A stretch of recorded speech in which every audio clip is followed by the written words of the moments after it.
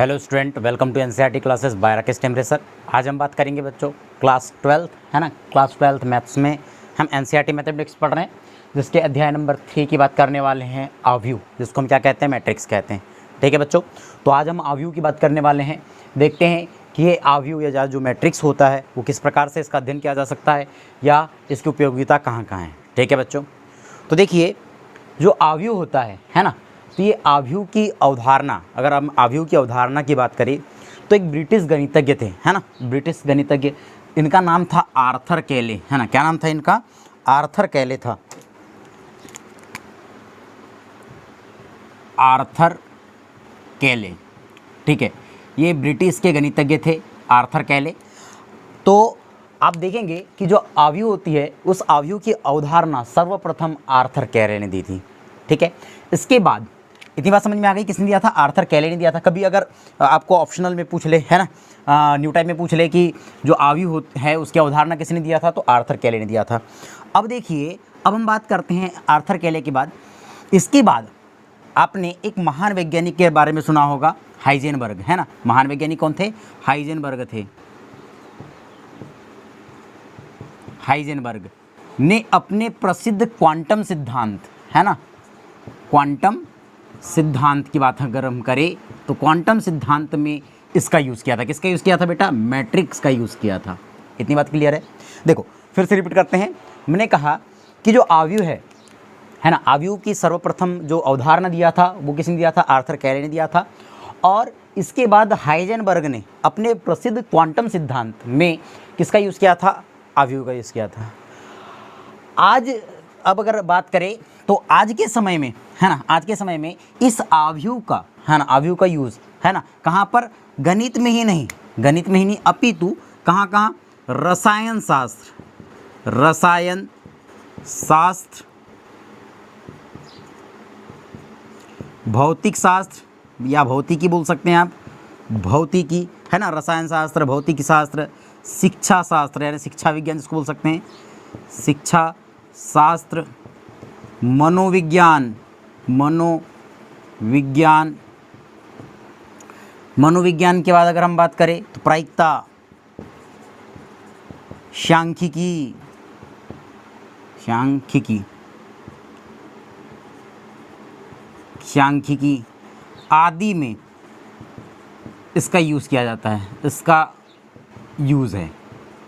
ठीक है, ये आपको बात याद रखनी है कि आज हम जो आव्यूह है इसका यूज़ गणित में ही नहीं अपितु रसायन शास्त्र, भौतिक शास्त्र, शिक्षा शास्त्र, मनोविज्ञान, प्रायिकता, सांख्यिकी और अन्य, है ना, और बहुत सारे इसके कई पार्ट है, उसमें किसका यूज़ करते हैं हम? आव्यूह का यूज़ करते हैं। ठीक है, अब देखिए कि आव्यूह को समझने से पहले हमें कुछ बातों को याद रखना पड़ेगा। वो बातें क्या क्या होगी हम उसको समझते हैं। ठीक है, तो अगर हम बात करें, पहली हम बात कर लेते हैं किसकी, तो आपको अदिश राशियों का नॉलेज होना ज़रूरी है। ठीक, ये बात आप नोट करते चलिए जितना मैं लिखाते चल रहा हूँ। ठीक, अब देखिए कि आपको अदिश राशियों का नॉलेज होना चाहिए, तो हम अदिश राशि की बात करते हैं। सबसे पहले अदिश राशियाँ, अदिश राशियाँ, ठीक है, अदिश राशियाँ, अदिश राशियाँ। अब अदिश राशियाँ क्या होती है? ठीक है, तो ऐसी राशियाँ जिनका या जो योग, व्यवकलन, गुणा व विभाजन, ठीक है, वे राशियाँ जो योग, व्यवकलन, समझ आ रहा है कि योग व्यवकलन क्या है? जोड़ना, घटाना, गुणा और भाग में बीजगणितीय योग का क्या करती है? बीजगणितीय योग के नियम का क्या करती है? पालन करती है। ऐसी राशियों को हम सदिश राशियाँ कहते हैं। ठीक है बच्चों, क्या बात की हमने कि ऐसी राशियाँ, है ना, ऐसी राशियाँ जो योग, व्यवकलन या जिसको हम जोड़ना, घटाना, गुणा व भाग कहे, तो गुणा व भाग में बीजगणितीय योग के, है ना, बीजगणितीय योग का नियम का क्या करती है? पालन करती है। उसे हम क्या कहते हैं बेटा? अदिश राशियाँ कहते हैं। तो अदिश राशियाँ वास्तविक भी हो सकती है, काल्पनिक भी हो सकती है और सम्मिश्र भी हो सकती है। तो देखते हैं क्या क्या हो सकती है। तो हमने कहा या तो 2 हो सकती है, या 3i भी हो सकती है, या 3 + 2i भी हो सकती है, यानी आयोटा बोलते हैं इसको। ठीक है, √3 साइन थीटा भी हो सकता है या साइन थीटा भी हो सकता है। तो हमने क्या कहा था कि जो अदिश राशियाँ होती है या तो वो वास्तविक हो सकती है, या काल्पनिक हो सकती है, या सम्मिश्र हो सकती है, ठीक है। और ये क्या फलन है, फंक्शन है, तो फंक्शन के रूप में भी रिप्रेजेंट किया जा सकता है, ठीक। अदिश राशियों के बाद हम बात करते हैं बेटा पंक्ति की, पंक्तियाँ, ठीक है, या पंक्ति हम बात कर लेते हैं। पंक्ति, पंक्ति को मैं कभी कभी रो बोल दूंगा, तो आपको याद रखना है रो, ठीक है। पंक्ति को हम क्या कहते हैं, रो भी कहते हैं। अब देखिए रो, पंक्ति क्या होती है कि यदि हम किसी भी आव्यूह में अगर हम किसकी बात कर ले, क्षैतिज रेखा की बात कर ले, क्षैतिज लाइन की बात करें, तो उसको हम क्या कहते हैं, पंक्ति कहते हैं। यानी कि हॉरिजेंटल लाइन के रूप में जितने भी एलिमेंट दिखाई देंगे उसको हम क्या कहेंगे, पंक्ति कहेंगे, पंक्ति के एलिमेंट कहेंगे। ये बात समझ में आई? देखो अब ये बात आपको क्लियर नहीं हो पाएगी जब तक मैं आव्यूह नहीं बताऊंगा, ठीक है। पर आप इसको थोड़ा सा भी समझने की कोशिश करें कि पंक्ति क्या होती है, कॉलम क्या होते हैं, ठीक है। तो अब देखिए दूसरा हम बात करते हैं स्तंभ की, है ना, स्तंभ। अब देखिए स्तंभ को हम बोलते हैं कॉलम, याद रखते चलिएगा, इंग्लिश में भी है ना, ठीक है। अब देखिए कि अगर हम आव्यूह में बात करें तो आव्यूह के किसी एक, है ना, या हम कह सकते हैं कि आव्यूह में अगर क्या हो गया, वर्टिकल लाइन में जितने भी एलिमेंट दिख रहे हैं आपको, वर्टिकल लाइन में मतलब कि कॉलम के रूप में जितने भी एलिमेंट दिख रहे हैं उसे हम क्या कहते हैं, कॉलम के एलिमेंट कहते हैं, कॉलम कहते हैं, ठीक है। तो ये क्या होता है, कॉलम होता है। आपने थोड़ा सा एज्यूम करो यहाँ पर कि जैसे घर बनाते देखा होगा, और घर बनाते हैं तो अगर मान के चलो घर ऐसा बनेगा हमारा, ये बेसमेंट हो गया, ये बेसमेंट हो गया। अब यहाँ एक कॉलम, ये कॉलम, ये कॉलम यहाँ पर खड़े होते हैं कि नहीं कॉलम खड़े, तो हम इनको कॉलम कहते हैं। तो ऊर्ध्वाधर रूप में जो रहती है उसको क्या कहते हैं, कॉलम कहते हैं। और यहाँ पर बीम घूमता है बेटा, यहाँ पर ऐसे बीम घूमता है, बीम, तो इन बीम को ही हम क्या कह देते हैं, पंक्ति कहते हैं। ये समझना है आपको, ठीक है। तो इतनी चीज़ हो गई। अब हम बात करते हैं नेक्स्ट क्या हो जाता है कि रचना, जिसको हम एरी कहते हैं,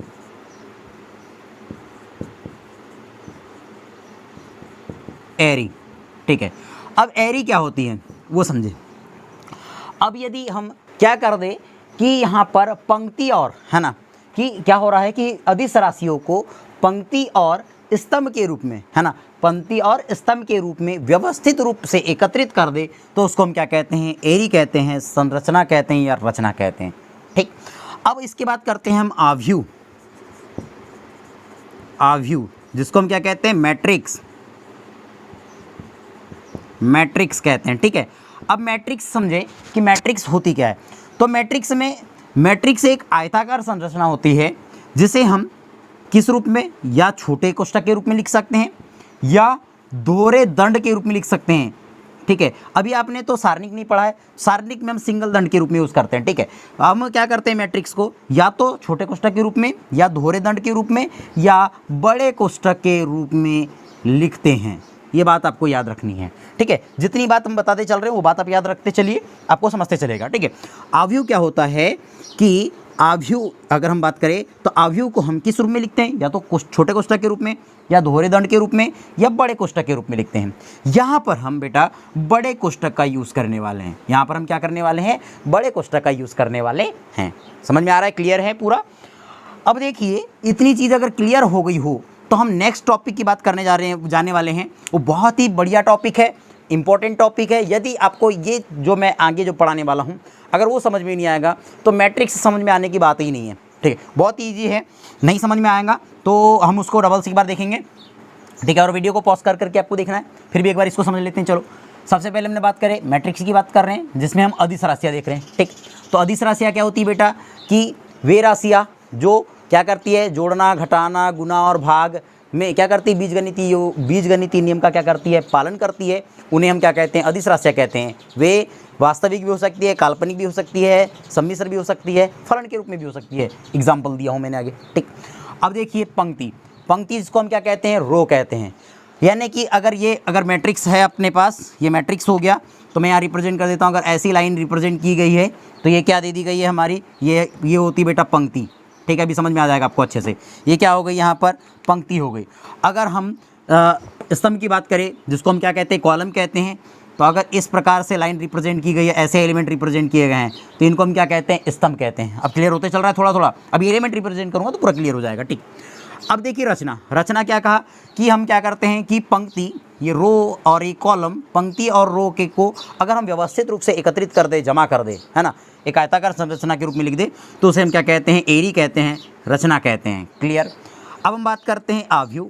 तो आव्यूह को बेटा हम या तो छोटे कोष्ठक के रूप में लिखेंगे, दोहरे दंड के रूप में लिखेंगे, या बड़े कोष्ठक के रूप में लिखेंगे। क्लियर है? हम यहाँ पर सबसे ज़्यादा तो नहीं कहेंगे, हम पूरे बार है ना 100% हम बड़े कोष्ठक का ही यूज़ करने वाले हैं। क्लियर है? चलो आगे बढ़ते हैं। तो please pause the video, note it down. चलो आगे देखते हैं, बात करते हैं आगे की।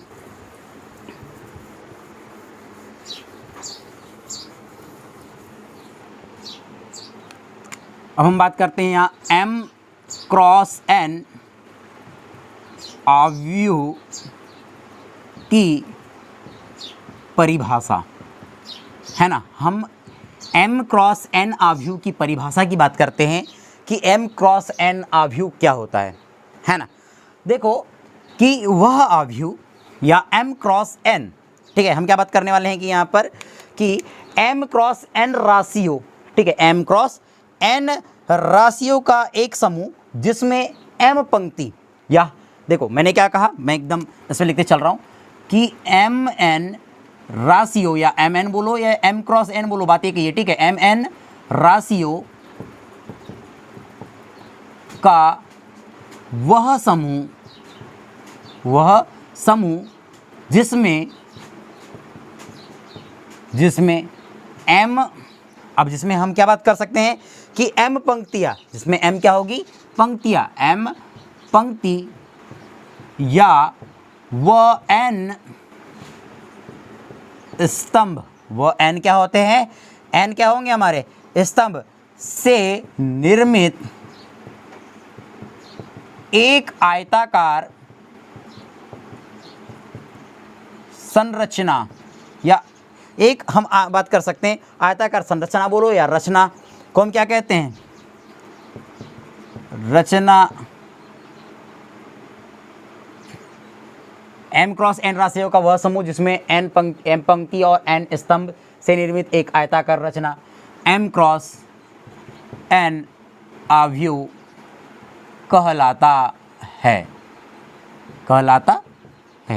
क्लियर है? अब क्या कहा देखो ध्यान से, m क्रॉस n राशियों का वह समूह जिसमें m पंक्ति व n स्तंभ है, यानी m किया है यहाँ पर पंक्ति, m पंक्ति है ऐसी m पंक्ति, ठीक है, m पंक्ति हो गई, और n क्या होगा यहाँ पर स्तंभ की एक आयताकार रचना m क्रॉस n आव्यूह कहलाता है। m क्रॉस n क्या कहलाता है हमारे पास, आव्यूह कहलाता है। ठीक है, या हम इसको दूसरे तरीके से समझते हैं, अपने सरल भाषा में समझने की कोशिश करते हैं। मैं कहता हूँ कि अदिश राशियों का ऐसा समूह, ठीक है, मैंने अदिश राशियों के रूप में बताया था आपको, तो अदिश राशियों का ऐसा समूह जिसमें क्या होता है कि जिसमें क्या होती है, m पंक्ति तथा n कैसे होते हैं, स्तंभ होते हैं, तथा n कैसे होते हैं, स्तंभ होते हैं, उसकी एक आयताकार संरचना को ही हम क्या कहते हैं, m क्रॉस n आव्यूह कहते हैं। ठीक है, अब देखिए आव्यूह को हमेशा कैपिटल लेटर से रिप्रेजेंट करते हैं। आव्यूह को हम किससे रिप्रेजेंट करते हैं बेटा, कैपिटल लेटर से रिप्रेजेंट करते हैं। तो मैं आव्यूह को रिप्रेजेंट कर देता हूँ कैपिटल ए से। ठीक, तो हम इसको थोड़ा सा इधर लिखते हैं क्योंकि पूरा लिखने का यहाँ पर आ जाएगा। ए इज इक्वल टू, आव्यूह को हम कभी भी कैपिटल लेटर से यूज़ करते हैं। अब देखो जैसे ए बी सी डी आप कैपिटल लेटर लिखिए, तथा यहाँ पर एलिमेंट रहते हैं जिसको हम अवयव या क्या कहते हैं, प्रविष्टियाँ कहते हैं। इसको अवयव या क्या कहते हैं, प्रविष्टियाँ कहते हैं। ठीक है, तो देखो अगर मैं इसको भी स्मॉल बोल देता, इसको भी स्मॉल, या इसको भी कैपिटल, इसको भी कैपिटल, तो समझ में आता क्या अच्छे से? नहीं। इसलिए हम किसी भी आव्यूह को कैपिटल लेटर से यूज़ करते हैं और उसके जो एलिमेंट्स रहते हैं उनको स्मॉल लेटर से यूज़ करते हैं। ठीक, अब यहाँ पर हम रिप्रेजेंट करते हैं आई और जे, और ये m क्रॉस n क्रम का आव्यूह है। ये कैसे क्रम का आव्यूह है बेटा, m क्रॉस n क्रम का आव्यूह है। क्लियर इतनी चीज़ें? तो हम इसको कैसे कोष्ठक में लिख सकते हैं, बड़े कोष्ठक में लिख सकते हैं। मैंने बताया था छोटे कोष्ठक, दोहरे दंड या बड़े कोष्ठक। तो यहाँ पर कैसे यूज़ करना है आपको, बड़े कोष्ठक के रूप में ही चलना है अपने को। पूरी हम जो लेसन पढ़ने वाले हैं या जो अध्याय पढ़ने वाले हैं, इस अध्याय में पूरा हम बड़ा कोष्ठक ही यूज़ करने वाले हैं। ठीक है, तो क्या हो गया, ए इज इक्वल टू ए आई जे। अब जो कोष्ठक हमने बंद कर दिया और m क्रॉस n लिख दिया। ठीक है, अब यहाँ पर ध्यान समझ लीजिए, ए क्या है, ये ए तो मैट्रिक्स हो गया, ये ए क्या है, एलिमेंट हो गया, ये आई क्या है, ये आई तो देखना पड़ेगा ना हमको। ये आई जो है वो पंक्ति है ना, ये किस पंक्ति का एलिमेंट है वो रिप्रेजेंट करता है ये आई। और ये जे किसको रिप्रेजेंट करता है बेटा, ये जे किसको रिप्रेजेंट करता है, तो ये जे रिप्रेजेंट करता है कि ये जो एलिमेंट है वो किस स्तंभ में है। अभी अच्छे से आगे पता चलते रहेगा आपको। अभी जब इसको हम व्यापक रूप में देखेंगे तो क्या होगा। ठीक है, m क्या रिप्रेजेंट करता है यहाँ पर? पंक्तियों की संख्या। और n किसको रिप्रेजेंट करता है? स्तंभों की संख्या, कि कितने इसमें पंक्तियाँ और कितने स्तंभ है। या आप ये कह सकते हैं कि m क्रॉस n, जो m क्रॉस n होता है वो m क्रॉस n किसको रिप्रेजेंट करता है? इस आव्यूह के आकार को रिप्रेजेंट करता है, साइज को रिप्रेजेंट करता है। ठीक है, तो इसको हम क्या कहते हैं कि m क्रॉस n किसको रिप्रेजेंट करता है? साइज को रिप्रेजेंट करता है। इसको आप m क्रॉस n बोल सकते हैं। ठीक है, m क्रॉस n बोल सकते हैं, m बाय n बोल सकते हैं। इसको क्या बोलते हैं? m बाय n भी कहते हैं, m बाय n भी कहते हैं। दूसरी बात, इसको कोटि भी, m n कोटि का बोलते हैं, m क्रॉस n कोटि का भी कहते हैं। ठीक है, ये बात याद रखते चलिएगा। तो देखो, इसको हम व्यापक रूप से देखें तो व्यापक रूप से देखने के लिए थोड़ा सा हम बड़ा कोष्ठक को बड़ा कर लेते हैं, समथिंग इतना बड़ा। ठीक, अब ध्यान से देखिए, मैंने कहा कि एलिमेंट ए हो गया। अब ये एलिमेंट ए तो हुआ, लेकिन ये फर्स्ट रो हो गई मान के चलो, और ये फर्स्ट कॉलम है तो इसको A11 यानी फर्स्ट रो फर्स्ट कॉलम बोलेंगे। फिर हमने ये रिप्रेजेंट कर दिया A। अब देखो, ये भी तो फर्स्ट ही रो चल रही ना, क्योंकि मैंने रो जो बोला था वो कैसे होती है? तिर्यक होती है, तिरछी है ना, सॉरी तिर्यक बोलते हैं हम, क्या कहते हैं? Horizontal line. ठीक है, हॉरिजॉन्टल लाइन की जो बात करते हैं यहाँ पर, तो क्षैतिज रेखा की बात करते हैं। तो A11 हो गया, तो A इसको बोलेंगे फर्स्ट रो का एलिमेंट है तो फर्स्ट। लेकिन ये कॉलम देखेंगे तो अब देखो, फर्स्ट कॉलम सेकंड कॉलम का एलिमेंट हो गया तो इसको 2 बोलेंगे। ठीक, इसको बोलेंगे A1, देखो फर्स्ट ही रो में है, और ये थर्ड कॉलम में आया तो A13 बोलेंगे इसको। अप सो ऑन, आगे बढ़ते चलेंगे। अब देखो ना, ये यहाँ पर भी A लिखूंगा मैं, लेकिन अब देखो ना, ये कौन सी रो में एलिमेंट आ रहा है? ये फर्स्ट रो में एलिमेंट आ रहा है तो 1 लिखेंगे। अब देखो ना, कौन से कॉलम है? तो देखो फर्स्ट सेकंड थर्ड है ना। अब आपको पता नहीं चल रहा, फोर्थ फिफ्थ सिक्स, तो n टर्म होगी। तो n टर्म का, क्योंकि मैंने बोला था ना n किसको रिप्रेजेंट करता है, तो n रिप्रेजेंट करता है बेटा किसको? स्तंभों को, है ना, स्तंभों को रिप्रेजेंट करता है। m किसको रिप्रेजेंट करता है? पंक्ति को रिप्रेजेंट करता है। क्लियर, ये बात आपको याद रखनी है। ठीक, तो क्या हो रहा है? अब देखो, ये हो गया M1n हो गया। चलो आगे बढ़ते हैं। अब हम बात करते हैं कि अगर ये सेकेंड एलिमेंट लिखा मैंने A, अब देखो ना, ये कौन सी रो में आ रहा है यार? फर्स्ट रो तो खत्म हो गई, सेकंड रो में आया, इसको लिखेंगे 2। कौन से कॉलम में आया? फर्स्ट कॉलम में आया। बात समझ में आ रही है ना? अब बात समझ में आ रही है। चलो ठीक, A। अब देखो, ये कौन सी रो में? सेकंड रो में। कॉलम देख लो, सेकंड कॉलम में 2। ये देखो, अब ये कौन सी रो में? सेकंड रो में 6। कॉलम देख लो, थर्ड कॉलम में। आगे बढ़ते चलते हैं। चलो, कौन सी रो में एलिमेंट आ रहा है? ये सेकंड रो में, लेकिन कॉलम देखो ना, nवा कॉलम है, n कॉलम तो पहले लिख चुके हैं। ठीक, वैसे ही अगर हम चले तो A ये थर्ड रो में आ रहा है, फर्स्ट कॉलम में आ रहा है। फिर A ये third row second column, A third row third column, up so on A3n। वैसे ही अप सो ऑन चलते रहेंगे। अब ध्यान से देखो, ये first row second row third row fourth row fifth row, और ये mth रो होगी, mवी रो होगी, m, लेकिन कॉलम तो देखो फर्स्ट कॉलम है। चलो आगे बढ़ते हैं। ये AM2, बात समझो ना, देखो ना, ये mवी रो है और कॉलम तो सेकंड ही है। चलो आगे बढ़ते हैं, तो ये हो जाएगा AM3। चलो आगे यहाँ पर बढ़ जाते हैं, और यहाँ पर देख लो, तो ये क्या हो जाएगा? A। अब देखो कौन सी रो है? ये mवी रो है। कॉलम देख लो, कौन सा कॉलम है? nवा कॉलम है, तो AMN। अब ये कौन सी कोटि का है? तो m क्रॉस n कोटि का अवयव हो गया। इतनी बात समझ में आ गई। अब बात समझ में आ रही ना? ये I किसको रिप्रेजेंट कर रहा है? देखो ना, फर्स्ट वाला जो अंक देख लो, ये 11 12 13 नहीं है, ये क्या है? 1 1 है, ये 1 2 है, ये 1 3 है। क्लियर, तो ये फर्स्ट वाला जो नंबर किसको रिप्रेजेंट करता है? पंक्ति को रिप्रेजेंट करता है। और सेकेंड वाला किसको रिप्रेजेंट करता है? किसको रिप्रेजेंट कर रहा है? कॉलम को रिप्रेजेंट करता है। मतलब आप देख सकते हैं I is equal to 1 2 3 up so on. I is equal to 1 2 3 up so on क्या है? m तक है। और J इज इक्वल टू क्या है? 1 2 3 अप सो ऑन क्या है? n तक है। मतलब I किसको रिप्रेजेंट करता है? पंक्तियों की संख्या को। और J किसको रिप्रेजेंट करता है? कॉलमों की संख्याओं को रिप्रेजेंट करता है। बात समझ में आ रही है यहाँ तक? अच्छे समझ में आ रही है। चलो एक दो एग्जाम्पल देखते हैं, है ना। अब मैंने कहा कि मेरे पास एक आव्यूह है और वो आव्यूह A है। मेरे पास कोई आव्यूह है और वो क्या है बेटा? आव्यूह A है। चलो आव्यूह A हो गया। अब इसमें कुछ एलिमेंट्स ले लेते हैं। अब मैंने कहा कि ये 3 है, 4 है, 5 है, 6 है, 7 है, 8 है, बस इतने रख लेते हैं। चलो ठीक। अब देखो, अगर आप रो की बात करेंगे, ध्यान से देखो अभी यहाँ पर अगर मैं बात करूँ तो ये फर्स्ट कॉलम हो गया, सेकंड कॉलम हो गया, ये थर्ड कॉलम हो गया, और ये nth कॉलम हो गया। अगर रो की बात करें तो ये फर्स्ट रो हो गई, सेकंड रो हो गई, थर्ड रो हो गई, है ना, थर्ड रो हो गई, और ये क्या हो गया? mth रो हो गई। ठीक, वैसे अगर आप बात करें तो यहाँ पर देखो ये फर्स्ट रो दिख रही है और ये सेकंड रो दिख रही है, मतलब row number 1 and row number 2, 2 ही रो दिख रही है। जब रो 2 दिख रही है और मैंने बोला था रो यानी रो किसको रिप्रेजेंट करती है, आई को रिप्रेजेंट करता है ना, आई रो को रिप्रेजेंट करता है, एम टर्म होती है, तो कितनी रो है, 2 रो है। एम की वैल्यू कितनी हो गई, 2 हो गई। कॉलम देख लो, first column, second column, third column, ये column number 1, column number 2, column number 3, तो आप क्रॉस 3 लिखेंगे, यानी एम की वैल्यू 2 हो गई है ना, एम की वैल्यू कितनी हो गई, 2 हो गई, और एन की वैल्यू कितनी हो गई, 3 हो गई, तो कितना हो गया, 2 क्रॉस 3 हो गया। अब ये इसके साइज को भी रिप्रेजेंट करता है, मतलब एलिमेंट की संख्या बता सकते हैं आप कि m into 3 m into N is equal to, है ना, m into N is equal to क्या होता है, किसी भी मैट्रिक्स के कुल एलिमेंटों के नंबर हो जाते हैं ना, एलिमेंट का नंबर हो जाता है, नंबर ऑफ एलिमेंट होते हैं। तो आप क्या बोलेंगे कि यहाँ पर 2 गुना 3 करूँगा तो 6, यानी इसमें 6 एलिमेंट है, देख लो 6 एलिमेंट दिख रहे हैं, 1 2 3 4 5 6। तो ऐसे आप मैट्रिक्स को देख सकते हैं। फिर एक एग्जाम्पल देख लेते हैं, a इज इक्वल टू, अगर हम बात करें 1 2 3, चलो 1 2 ये 3 हो गया। अब देखो इसमें कितनी रो है, तो देखो एक 1 ही रो दिख रही है, तो 1 रो हो गई। कॉलम कितने, 1 2 3, तो क्रॉस 3। अब समझ में आ गया रो और कॉलम में क्या हो रहे हैं, मैट्रिक्स क्या हो रही है, समझ में आ गया। मैट्रिक्स का ये संक्षिप्त रूप था, इसका हम व्यापक रूप भी देख चुके हैं। एम किसको रिप्रेजेंट करता है, तो पंक्तियों को, एन किसको रिप्रेजेंट करता है, तो स्तंभों की संख्याओं को, आई क्या रिप्रेजेंट करता है, तो आई क्या रिप्रेजेंट कर रहा है बेटा यहाँ पर कि ये एलिमेंट किस में है, रो में है, और जे किसको रिप्रेजेंट करता है बेटा कि ये एलिमेंट, ये अगर एलिमेंट की बात करो, देखो ये आई रिप्रेजेंट कर रहा है और जे को रिप्रेजेंट कर रहा है, तो ये आई किसको रिप्रेजेंट कर रहा है, ये कौन सी रो में है, और ये जे किसको रिप्रेजेंट कर रहा है कि ये कौन से कॉलम में है। ठीक है, तो इतनी बात भी आपको समझ में आ गई होगी, मतलब एम क्रॉस एन आव्यूह की परिभाषा आपको समझ में आ गई होगी। ठीक है, तो please pause the video, note it down. अब हम बात करते हैं बेटा यहाँ पर नेक्स्ट टॉपिक की, और वो टॉपिक क्या है उसको देखते हैं।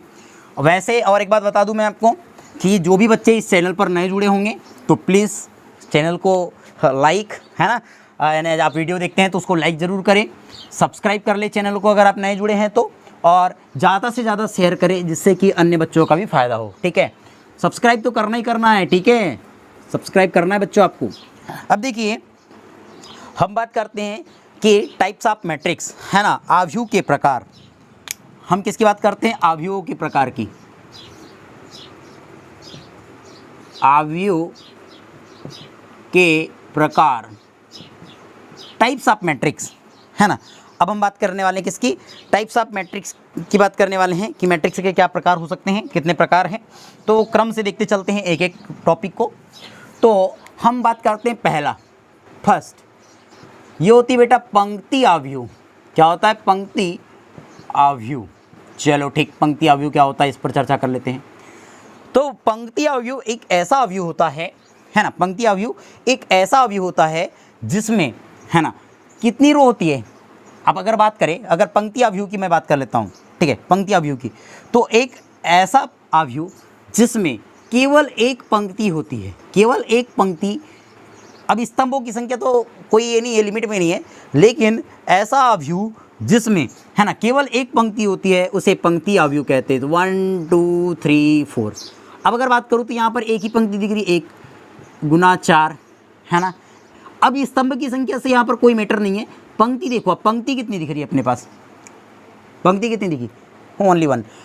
ऐसी या ऐसे आव्यूह जिसमें केवल एक पंक्ति होती है पंक्ति आव्यूह कहलाता है। देखते हैं नेक्स्ट सेकंड। अब हम बात करते हैं स्तंभ आव्यूह। स्तंभ आव्यूह, अब स्तंभ आव्यूह कठिन नहीं है, वही हो गया, उल्टा कर दो इसका यार, जिसमें केवल एक स्तंभ होते हैं उसे स्तंभ आव्यूह कहते हैं। 1 2 3 4, देखो इसमें तो 4 रो है बट कॉलम कितने हैं, 1 है, मतलब इससे स्तंभ आव्यूह कहेंगे। बात समझ में आ रही है कि यदि एक पंक्ति है तो उसे पंक्ति आव्यूह, यदि एक स्तंभ है तो उसे स्तंभ आव्यूह कहते हैं। अब हम बात करते हैं बेटा नेक्स्ट, थर्ड, शून्य आव्यूह, है ना। अब हम किसकी बात करने वाले हैं, यहाँ पर शून्य आव्यूह की बात करने वाले हैं। शून्य आव्यूह, उसके बाद वर्ग आव्यूह देख लेंगे, ठीक है। शून्य आव्यूह, अब शून्य आव्यूह क्या होता है, तो ऐसा आव्यूह जिसमें के प्रत्येक एलिमेंट, चलो इसको a इज इक्वल टू दे देते हैं, a इज इक्वल टू, हमने a इज इक्वल टू दिया था ना, तो a इज इक्वल टू। अब ऐसे आव्यूह जिसके प्रत्येक एलिमेंट क्या होते हैं, 0 0 होते हैं। ऐसे आव्यूह जिसमें प्रत्येक एलिमेंट क्या होते हैं, 0 0 होते हैं, उसे शून्य अवयव कहते हैं। बात क्लियर है? क्या हो रहा है शून्य अवयव में कि ऐसे अवयव जिसके प्रत्येक एलिमेंट 0 0 होते हैं उसे क्या कहते हैं हम? शून्य अवयव कहते हैं। देखते बेटा नेक्स्ट फोर्थ, शून्य अवयव के बाद हम बात करते हैं वर्ग अवयव। वर्ग अवयव, अब वर्ग अवयव क्या होता है? ठीक है, अब वर्ग अवयव, वर्ग अवयव में क्या होते हैं कि ऐसा अवयव, ठीक है, ऐसा अवयव जिसमें पंक्ति और स्तंभों की संख्या समान हो जाए। जैसे अगर मैं इसको नाम दिया A B C D E F G H I, तो ऐसा अवयव जिसमें पंक्तियों की संख्या और स्तंभों की संख्या समान हो जाए, मतलब 1 2 3, देखो 1 2 3 1 2 3, मतलब 3 रो है और 3 क्या है? कॉलम है। यानी पंक्ति और स्तंभों की संख्या यदि समान हो जाती है तो ऐसे मैट्रिक्स को हम क्या कहते हैं? स्क्वायर मैट्रिक्स कहते हैं, वर्ग अवयव कहते हैं। ठीक, देखते हैं फिफ्थ। अब हम बात वर्ग अवयव की बात करते हैं मुख्य विकर्ण, है ना। अब मुख्य विकर्ण क्या होता है? मुख्य विकर्ण, अब देखो मुख्य विकर्ण क्या होता है? तो मुख्य विकर्ण में अगर आप बात करें तो किसी भी वर्ग अवयव, है ना, किसी भी वर्ग अवयव, अगर मान के चलो वर्ग अवयव A B C D E F G H I की बात करते हैं हम। अब ये 3 क्रॉस 3 क्रम का अवयव है, देखो पंक्ति और स्तंभ समान है तो वर्ग अवयव तो हुआ। अब किसी भी वर्ग अवयव के हम बात करते हैं दाएं हाथ, ये दाएं हाथ आपको दिख रहा है, दाएं हाथ के ऊपर वाले एलिमेंट से कौन से? बाएं हाथ के, सॉरी, बाएं हाथ के ऊपर वाले एलिमेंट से दाएं हाथ के नीचे वाले एलिमेंट को मिलाने वाला जो विकर्ण होता है उसको मुख्य विकर्ण कहते हैं। यहाँ 2 विकर्ण होते हैं, पहला तो विकर्ण ये हो गया और दूसरा विकर्ण ये हो गया, लेकिन यहाँ पर याले विकर्ण को मुख्य विकर्ण कहते हैं। तो इतनी बात समझ में आ गई। मुख्य विकर्ण क्या हुआ कि यहाँ पर जो अगर हम बात करें कि बाएं हाथ के ऊपर वाले एलिमेंट से दाएं हाथ के नीचे वाले एलिमेंट को मिलाने वाली जो विकर्ण होता है उसको हम क्या कहते हैं? मुख्य विकर्ण कहते हैं। अब हम बात करते हैं 6 की। अब किसकी बात करेंगे? 6 की, कि 6 क्या होता है? तो 6 के बाद क्या बात करते हैं कि विकर्ण अवयव। अब हम क्या बात करेंगे? विकर्ण अवयव। विकर्ण अवयव, अब विकर्ण अवयव क्या होता है बेटा? तो ऐसा अवयव, है ना, ऐसा अवयव, अब विकर्ण अवयव की बात करेंगे तब यहाँ वर्ग अवयव चलते रहेगा, है ना। तो विकर्ण अवयव बोला मैंने, विकर्ण अवयव मतलब बोलो जल्दी से, हाँ, वर्ग अवयव ही होगा। तो वर्ग अवयव बोलने की जरूरत नहीं, फिर भी बोल देते हैं। चलो, क्या हो रहा है कि ऐसा वर्ग अवयव जिसमें 1 2 3 यानी मुख्य विकर्ण के एलिमेंट को छोड़कर सभी एलिमेंट क्या हो जाए? 0 हो जाए या 0 होते हैं, उसे हम क्या कहते हैं? विकर्ण अवयव कहते हैं। उसे हम क्या कहते हैं? विकर्ण अवयव कहते हैं। फिर से रिपीट कर रहा हूँ मैं विकर्ण अवयव को। मैंने कहा कि विकर्ण यानी मुख्य विकर्ण के एलिमेंट कुछ भी होंगे चलेगा, है ना, मुख्य विकर्ण के एलिमेंट को छोड़कर बाकी जितने भी एलिमेंट यदि 0 हो जाते हैं उसे हम क्या कहते हैं? विकर्ण अवयव कहते हैं। ठीक है, समझ में आ रहा है ना आपको? क्लियर। चलो 7th देखते हैं। 7th की अगर हम बात करें तो इसको बोलते हैं अदिश अवयव, है ना। क्या बोलते हैं? अदिश अवयव। ठीक, अब हम अदिश अवयव की बात करते हैं। तो अदिश अवयव क्या होता है बेटा? तो ऐसा अवयव, या वही ऐसा कौन सा अवयव? वर्ग अवयव। वर्ग अवयव की बात करें ना, देखो वर्ग अवयव कहाँ देखा था हमने? हाँ, ये ऐसा वर्ग अवयव। अब उस वर्ग अवयव की बात करें तो जिसमें मुख्य विकर्ण के एलिमेंट सेम एलिमेंट होने चाहिए। मतलब जैसे अगर मैंने बोला ये 2 है तो ये भी 2 होना चाहिए, और बाकी जितने भी एलिमेंट होते हैं वो क्या हो जाए? 0 हो। तो ऐसे अवयव को हम अदिश अवयव कहते हैं। ऐसे अवयव को हम क्या कहते हैं? अदिश अवयव कहते हैं। देखते हैं 8th। अब हम बात करते हैं इकाई अवयव, या जिसको हम तत्समक अवयव भी कहते हैं। तत्समक अवयव। अब तत्समक अवयव क्या होता है? तो बात समझे तत्समक अवयव को। तत्समक अवयव कैसे होता है कि ऐसा अवयव जिसमें मुख्य विकर्ण के जो एलिमेंट होते हैं वो 1 1 1 होते हैं, बाकी सभी एलिमेंट कैसे हो जाएंगे? 0 होते हैं। उसे हम क्या कहते हैं? बोलो जल्दी से। उसे हम क्या कहते हैं? तत्समक अवयव कहते हैं।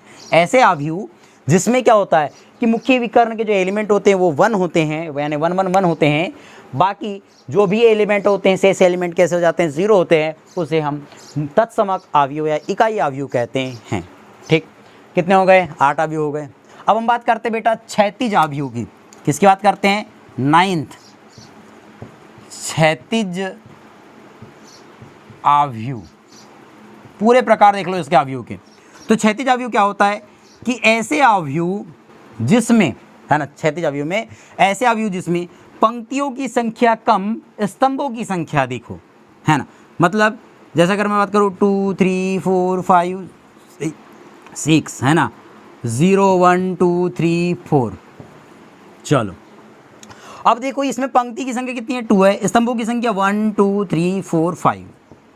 तो ऐसे आव्यूह, है ना, ऐसे आव्यूह जिसमें पंक्तियों की संख्या कम तथा स्तंभों की संख्या अधिक हो जाए, वो क्षैतिज आव्यूह। दिख रहा है आपको क्षैतिज समान दिख रहा है कि क्षैतिज, इसलिए इसको क्षैतिज आव्यूह कहते हैं।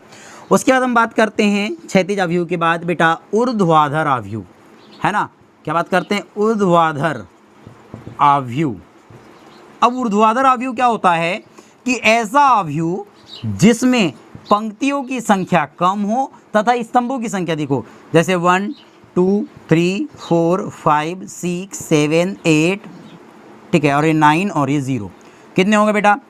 2 सॉरी कितनी पंक्ति होगी? पंक्तियों की संख्या अधिक, तो कितने होंगे? 5 गुना और 2, है ना, जिसमें पंक्तियों की संख्या अधिक हो जाए और स्तंभों की संख्या कम हो जाए, तो ऐसे आव्यूह को हम ऊर्ध्वाधर आव्यूह कहते हैं। दिख रहा है ऊर्ध्वाधर आव्यूह, इसलिए इसको क्या कहते हैं? हम ऊर्ध्वाधर आव्यूह कहते हैं, ठीक। इसके बाद और होता है एक त्रिभुजीय आव्यूह। अब त्रिभुजीय आव्यूह को हम समझेंगे, चलो समझ ही लेते हैं ना, पूरा ही समझ रहे हैं तुम। अब हम बात कर लेते हैं यहाँ पर 10वां के बाद 11वां क्या बोलता है? त्रिभुजीय आव्यूह। त्रिभुजीय आव्यूह का फर्स्ट टाइप देख लेते हैं, ऊपरी त्रिभुजीय आव्यूह, ऊपरी त्रिभुजीय आव्यूह, और दूसरा होता है बेटा निचला त्रिभुजीय आव्यूह। अब त्रिभुजीय आव्यूह को समझो, मैं यहाँ पर फिगर बना देता हूँ, ये जगह दिख रही है हमारे पास। तो अगर मान के चलो एक ये हो गया मतलब आव्यूह। तो देखो अगर हम त्रिभुजीय आव्यूह की बात करें तो मुख्य विकर्ण के, यदि त्रिभुजीय आव्यूह का मतलब त्रिभुज के आकार की संरचना होती है इसमें, तो मुख्य विकर्ण के त्रिभुजीय आव्यूह समझ लेना आप कि त्रिभुजीय आव्यूह क्या होता है। यदि मुख्य विकर्ण के ऊपर या नीचे के ओर के, है ना, एलिमेंट अगर क्या हो जाते हैं? 0 0 होते हैं, बाकी एलिमेंट कैसे होते हैं? अलग होते हैं, कोई भी एक एलिमेंट हो सकते हैं, उसे त्रिभुजीय आव्यूह कहते हैं। उसका ऊपरी और निचला समझो तो समझ में आ जाता है। देखो मैं कहता हूँ कि अगर ये 1 है, मैंने कहा 1 है, 2 है, 3 है, फिर मैंने कहा कि 0 हो गया, 4 हो गया, 5 है, फिर 0 0 6 हो गया। दूसरा क्या बता देता हूँ मैं, बी, एक अदर ले लेते हैं बी। तो बी क्या हो जाएगा? मान के चलो ये हो गया बेटा 1 हो गया, 0 हो गया, 0 हो गया, 2 3 0 4 5 और ये 0, नो 4 5 और ये 6, ठीक। अब ध्यान से देखो मुख्य विकर्ण कौन सा दिख रहा है आपको? अगर हम मुख्य विकर्ण की बात करें यहाँ पर, तो मुख्य विकर्ण आपको ये दिखा।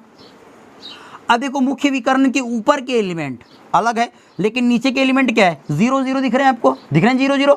तो क्या हो रहा है? ऐसा त्रिभुजीय आव्यूह। देखो त्रिभुज के आकार की संरचना बन रही है कि नहीं यहाँ पर, इसलिए इसको त्रिभुजीय आव्यूह कहते हैं। बनी त्रिभुज के आकार की संरचना, यहाँ पर भी त्रिभुज के आकार की संरचना बनी। तो क्या हो रहा है कि ऐसा त्रिभुजीय आव्यूह जिसके मुख्य विकर्ण के नीचे के ओर के, है ना, नीचे के ओर के अगर एलिमेंट 0 हो जाए तो उसको ऊपरी त्रिभुजीय आव्यूह कहते हैं, और यदि ऊपर के एलिमेंट 0 हो जाए तो उसे निचला त्रिभुजीय आव्यूह, क्योंकि नीचे त्रिभुज बना इसलिए निचला, ऊपर बना इसलिए ऊपरी त्रिभुजीय आव्यूह। समझ में आ गए क्या होते हैं कि जो आव्यूह के टाइप्स होते हैं, प्रकार होते हैं, कितने होते हैं, ये क्लियर हो गया आपको सभी को? त्रिभुज के त्रिभुज बोलता हूँ, आव्यूह के प्रकार समझ में आ गए? तो please pause the video, note it down. अब हम बात करेंगे बच्चों यहाँ पर आव्यूहों के समानता के बारे में कि आव्यूह कब समान होंगे, ठीक। अब देखो कि मैं एक ही बात बता देता हूँ कि अगर आप लोगों को ये लगता है कि सर एग्ज़ाम होती नहीं है, ठीक, अब एग्ज़ाम नहीं हो रही है तो कैसा करेंगे सर? बोल रहे हम पढ़ रहे हैं पर एग्ज़ाम नहीं हो रही है, कुछ नहीं हो रहा है, तो पढ़ने का क्या मतलब है ना, हम तो ऐसे ही पास हो रहे हैं, ठीक है। तो ऐसे ही पास हो जाओगे तो ठीक है, पास हो जरूर रहे हो, लेकिन क्या होगा इससे कि आपको कोई नॉलेज होगा क्या? जब बाद में आप डिग्री लेकर के जाओगे अपनी किसी भी कहीं पर भी जॉब के लिए, तो क्या आपको जॉब देगा? आपको तो नॉलेज ही नहीं है ना कुछ भी, वो तो आपसे क्या लेगा? इंटरव्यू लेगा, और इंटरव्यू के लिए आपको स्वयं का नॉलेज काम आता है ना। वो डिग्री का नहीं आएगी कि मेरे पास सारा डिग्री देख लो 12वीं पास हूँ, ठीक। तो हमको क्या काम करना है कि भले एग्ज़ाम हो रही है नहीं हो रही है, बट इस बार एग्ज़ाम जरूर होगी क्योंकि वैक्सीनेशन हो रहा है, क्लियर है।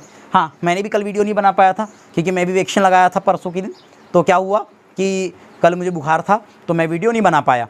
ठीक, तो आप क्या काम कीजिए कि मैं एक ही बात बता रहा हूँ कि वैक्सीनेशन हो रहा है तो स्कूल खुलेंगे, स्कूल खुले ना खुले, एक बात आप याद रखिए ज़रूर कि आपको पढ़ना होगा, आपको सतत प्रयास करनी पड़ेगी, क्योंकि आप अपना काम स्वयं करें। ठीक है, क्योंकि अगर आप तो अभी पास हो रहे हैं, सरकार आपको पास कर दी है, लेकिन भविष्य में वही आपका साथ देने वाली क्या है, नहीं, बेरोजगारी बढ़ेगी इसी चक्कर में। ठीक है, तो आप अपना पढ़ते रहिए। ठीक, तो अब हम बात करते हैं अवयवों की समानता, अवयवों की समानता। चलो, अब अवयवों की समानता पर हम बात करते हैं। पहला टॉपिक आपको याद रखना है कि वे अवयव समान होंगे यदि, देखो मैं यहाँ लिख देता हूँ, वे अवयव समान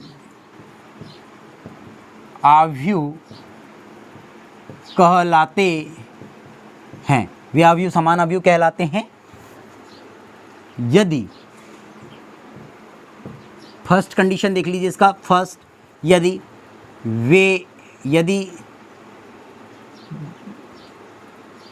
उनके क्रम समान हो। सेकंड, क्रम तो समान हो। दूसरी बात कि संगत अवयव भी समान हो। ठीक है, वे दो अवयव या वे दो अवयव बोल सकते हैं, या वे अवयव समान अवयव कहलाते हैं। समान अवयव तो दो ही अवयव की बात कर लेते हैं ना यहाँ पर।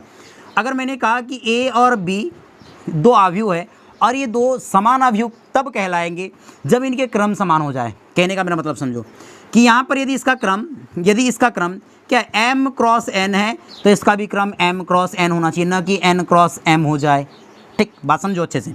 मैं क्या कह रहा हूँ कि अगर कोई मेरे पास अवयव a है, कोई अवयव b है, तो अवयव a और b समान अवयव कहलाएंगे। कब समान अवयव कहलाएंगे? यदि a में जितनी पंक्ति है उतने b में भी होनी चाहिए, और यदि a में जितने स्तंभ है उतने b में भी होने चाहिए। फॉर एग्जांपल मैंने कहा 1 2 3 4, अब इसमें देख लेते हैं दूसरा, b की बता रहा हूँ, b के लिए इसमें मैंने कहा 3 4 5 6।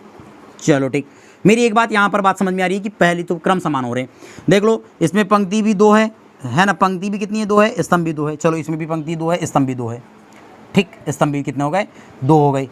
तो पंक्ति 2 स्तंभ 2, पंक्ति 2 स्तंभ 2, मतलब देखो क्रम समान दिख रहा है दोनों का क्रम तो समान दिख गया, मतलब समान अवयव की कैटेगरी में आ गए। लेकिन सेकंड कंडीशन देख लो कि संगत अवयव बराबर हो। देखो इसका अवयव 1 हो गया। संगत अवयव मतलब कि इसमें फर्स्ट रो फर्स्ट कॉलम में जो एलिमेंट है यहाँ पर, वो इसमें भी फर्स्ट रो फर्स्ट कॉलम में होना चाहिए एलिमेंट।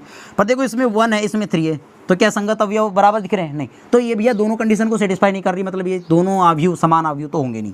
बात समझ में आ रही है? अब मैं कहता हूँ कि अगर मैंने कहा कि एक हमारे पास अवयव दे दिया गया है, वो है बेटा A B C D E F, and अब देखो इसका क्रम देख लो, m क्रॉस n का है, मतलब कि 2 क्रॉस 3 का है। अरे 2 ही रो है और 3 कॉलम है। ठीक, अब मैं कहता हूँ b मेरे पास कोई एक मैट्रिक्स है जिसमें भी a b c d e f element दिए गए हैं। अब देख लो इसमें भी 2 रो है और 3 कॉलम है। ठीक है, 2 रो है और 3 कॉलम है।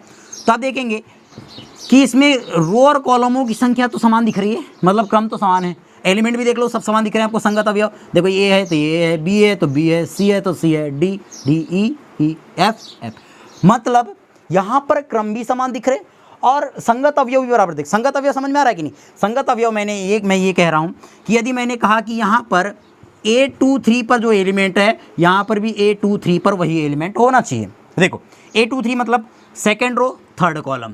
देखो सेकेंड रो कौन सी हो गई, ये फर्स्ट रो हो गई, सेकेंड रो दिख गया। थर्ड कॉलम देखो कौन सा है, फर्स्ट सेकंड थर्ड, मतलब सेकेंड रो का थर्ड कॉलम ये एफ दिख रहा है यहाँ पर। चलो यहाँ पर भी देख लो, फर्स्ट रो सेकेंड रो का third column, first second third, ये एफ दिख रहा है, मतलब संगत अवयव कैसे बराबर है।